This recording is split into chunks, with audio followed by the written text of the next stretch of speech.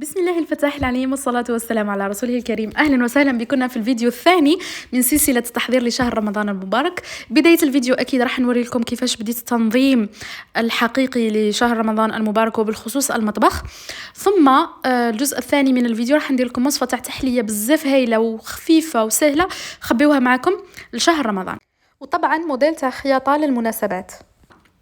بداية كي بديت ندير في الترتيب والتنظيف العميق كان لازم لي ندير التنظيف العميق، لأنه في نفس الوقت كنت رحلت كملت الرحلة القشي يعني للمرة الثانية تاع الرحلة.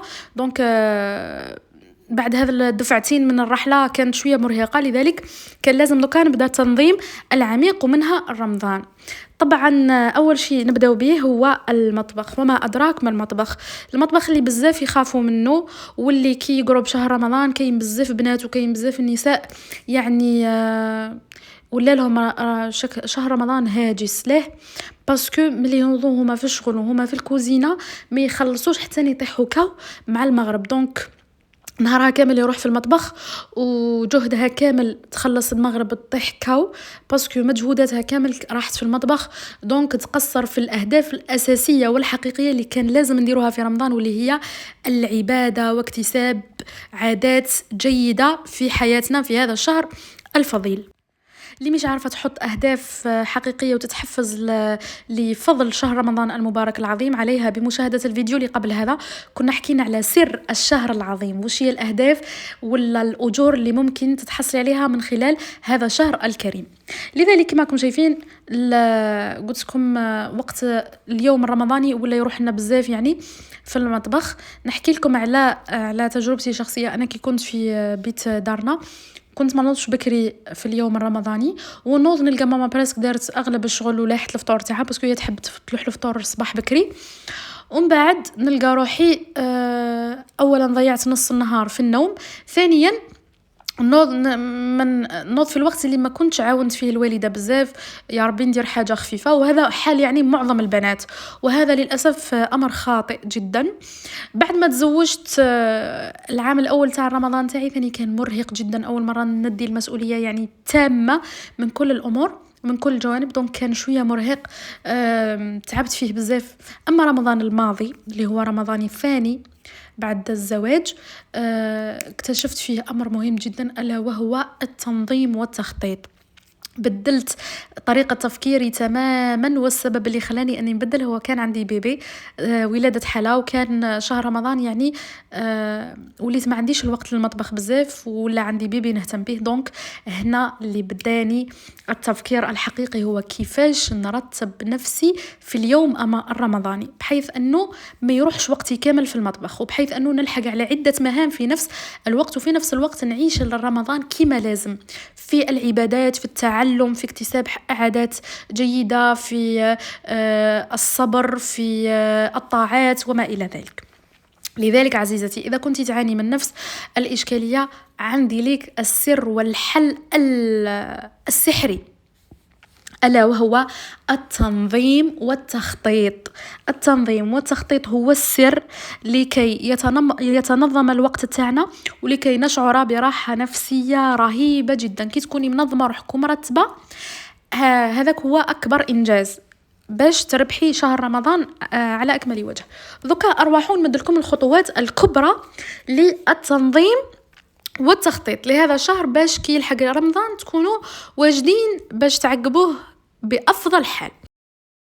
أول حاجة هي تبدأي حملة النظافة.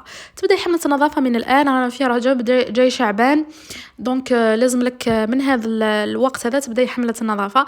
إذا قدرتي ديري تنظيف عميق وتطلي على كل مكان في البيت تاعك، كل بلاكار كل خزانة، اللهم بارك. كما هناكم تشوفوا هنا راني في الكوزينة جبت كلش يعني ما خليت حتى حاجة وحتى بلاصة ما جبتهاش وما طليتش عليها. اول شيء هو قلنا النظافه، اما ديري تنظيف عميق اذا قدرتي، والا على الاقل امسحي، روحي لكل بلايص عاودي امسحيهم، عاودي طلي عليهم كامل، هويهم وشوفي وش عندك الداخل. الامر الثاني هو عمليه التخليه. وش معنى عمليه التخليه؟ هي انه نعاود نجبد كلش ونعاود نشوف وش راني حاطه كامل، علب، مواد، اشياء، اواني، نعاود نجبد كلش ونعاود نحي كل الادوات ولا كل العلب اللي عندي بزاف وهي محطوطه وما استخدمتهاش. هنا راني في الركن تاع التوابل، لقيت بلي كاين علب وكاين توابل ما عندي بزاف ما درتهمش. كاين هذوك الخلطات هذوك تاع خلطة الزيتون، توابل توابل قلت لكم تاع الزيتون، توابل الارز، توابل هذو لقيت روحي بلي ما نستعملهمش وحاكمين لي مكان هنا في البلاكار بدون فائدة، لذلك نحيتهم. رحت لجهة الأواني ولي روبو كما شفتوا سابقا، نحيت حاطة 2 روبو مثلا، واحد صغير واحد كبير. قررت انه نخلي واحد فقط. رحت لجهه الاواني والكؤوس، لقيت بلي راني حاطه لي 3 سيرفيس تاع الكؤوس، نحيتهم في 2 الاخرين وخليت واحد فقط. كي نحتاج نهار يجيني ضيف ولا راني دايرتهم في علبه نجبدهم، ولكن باش يقعدوا في البلاكار ونستعملهم كامل باسكو الحاجه اللي محطوطه تستعمل. هنا يولي عندي شغل زايد ويولي لي ترتيب مضاعف من بعد وغسيل مضاعف. لذلك هنا لازم ديروا عمليه تخليه، اي حاجه ما كنتيش تستعمليها ولا طولتي باش استعملتيها نحيها وحطيها اكوتي. اما العمليه الثالثه وهي عمليه الجرد. هنا واش راني نكتب؟ راني حاطه الورقه وستيلو ونكتب الريفيتايما، عندك هنا التوابل، الاواني، كلش واش عندي مكتوب، واش عندي في البلاكار ولا طليت عليه وشفت تاريخ نهاية الصلاحية إذا مازالوا ولا مازال قريب يديتورنا ولازم نطيبهم، لازم تطلي. كون ما نطليش هكذا ما ترطبيش. وكتبت واش عندي وكتبت التوابل اللي ناقصيني هكذا باش نهار نروح نخرج نشري ما نشريش اي حاجه فقط، بل الحوايج اللي ناقصيني فعلا. خصوصا راكم شايفين مع الوضع الاقتصادي اللي رانا نمر به كامل، يعني كل شغله وكل زاد لازم تكونوا دقيقين في القوائم. ديري القائمه تاعك، شوفي واش مازال لك واش راح يخلص لك توابل، واش لازمك تزيدي، الحاجه اللي خلاص عندها بزاف وهي عندك نحيها واشري حاجه جديده. نفس الشيء بالنسبه للريفيتايما، شوفي واش عندك حطيه، اللي مازال صالح ومازال ما يديتورناش حطيه، اما الباقي حطيهم اكوتي باش تستعمليهم هذه الايامات في رجب وفي شعبان ان شاء الله.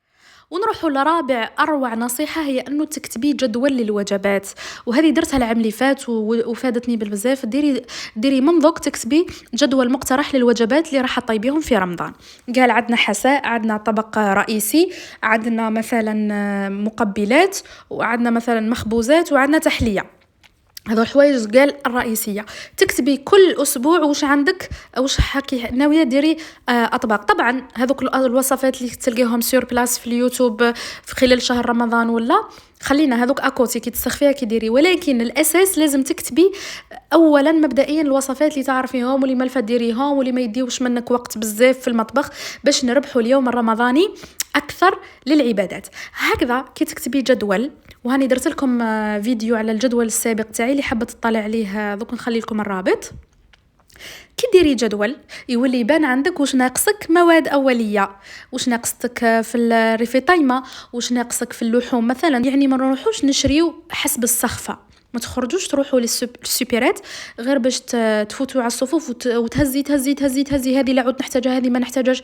لا هكذا تكونوا منظمين، كلش محطوط قدامكم، ما تكونوش اهلكتوا رواحكم بزاف في الوضع الاقتصادي وكلش يفوت مرتب. الترتيب تاعي دوكا كيفاش، هذو لي روبو اللي نحتاجهم، الطباصه منا تاع بشكل دائم، هنا هذا ركن التوابل، منا ركن تاع الحلويات وما الى ذلك، من تحت طناجر الكبار.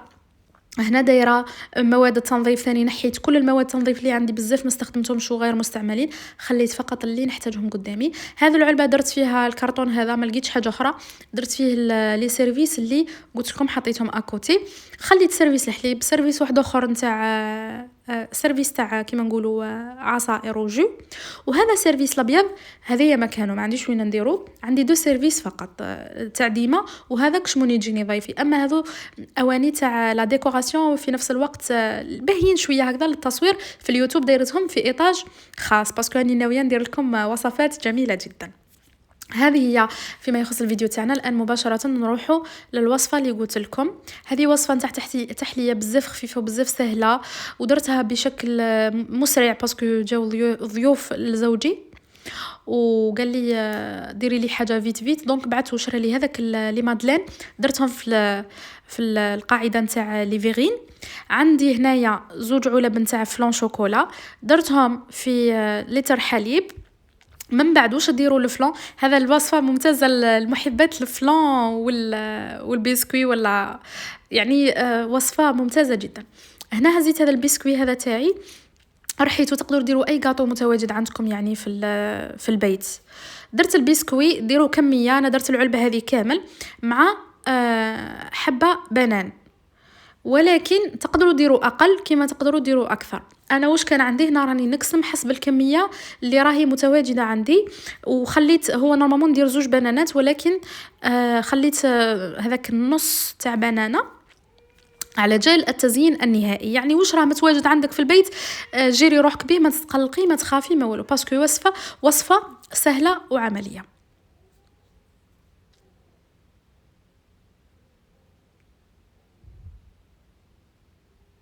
هنا قسمت هذو الحبتين ليه باش نكون كلي عندي 2 حبات، 2 كميات، لخطر هذه الكميه راح نخدم منها دوبل، باسكو قلت لكم الاعداد نتاع الضيوف اللي كانوا عندي كانوا بزاف شويه، كانوا فايته ال 12.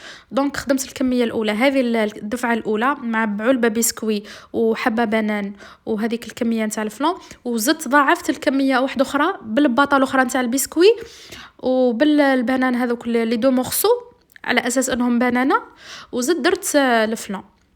دونك ديروا الفلون مع الخليط كما شفتوا، من بعد مباشره ديروه في ليفيرين وتحطوه شويه في الفريجيدير جوست يحكم روحه، رايح يجي واحد البنه ما شاء الله. يعني الفلون مع البسكوي والبنان وتخلطوهم مع بعض يجيو طبقه لذيذه جدا.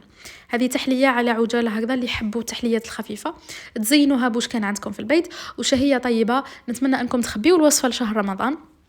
الفيديو القادم راح نكملوا فيه نحكيو على التحضير المادي لشهر رمضان، نكملوا الاشغال اللي ما زالت في المطبخ، ونزيدوا نكملوا تحضير البيت لاستقبال شهر رمضان ان شاء الله سبحانه وتعالى. ومن بعد نروحوا للتحضير النفسي، كيفاش نحضروا انفسنا روحيا وكذا في شهر شعبان بحول الله سبحانه وتعالى، ونوفروا الجو لشهر رمضان يدخل علينا ان شاء الله وحنا في روحانيات عاليه، ونحاولوا نديو منه اكبر قدر ممكن من الاجر. وهذه هي التحلية اللذيذة جدا. أما الآن مباشرة نروح لموديل الفستان الجميل الرائع جدا جدا اللي يصلح للمناسبات والأعراس، يعني باش نكونوا متفاهمين. جاي بيغلاج ومديور في القطيفة هذه خرجت جديدة. تقدروا دوك تلقاوها متوفرة، يعني باهية بزاف وشونجونت ومحفرة وكلش. انا نموت على هذا الستيل هذا، وفي نفس الوقت قلت لكم نورمالمون تلقاو سعرها يمكن يكون شويه انخفض، باسكو الناس شرات منها بزاف دوكا. الموديل كنت شفته في واحد لا فوتو، مي درنا تقريبا نفس الشيء ولكن في الذرعين بدلنا التصميم نهائيا. وطبعا اللي خيطت لي خياطي كامل، ولا نخيط عندها الوحيده هي ام خليل، مرت عمي ربي يحفظها ان شاء الله، فنانه جدا، فنانه يعني تزيد افكار من عندها وتخرج لك اي لون تاع موديل بالموديل اللي حبيته. وهي هذا الموديل والموديل اللي فات هذا نتاع الفستان الاحمر هي اللي دارتهم لي، وكل الموديلات اللاحقه نحاول كل فيديو نحط لكم فيه موديل باش تديو افكار.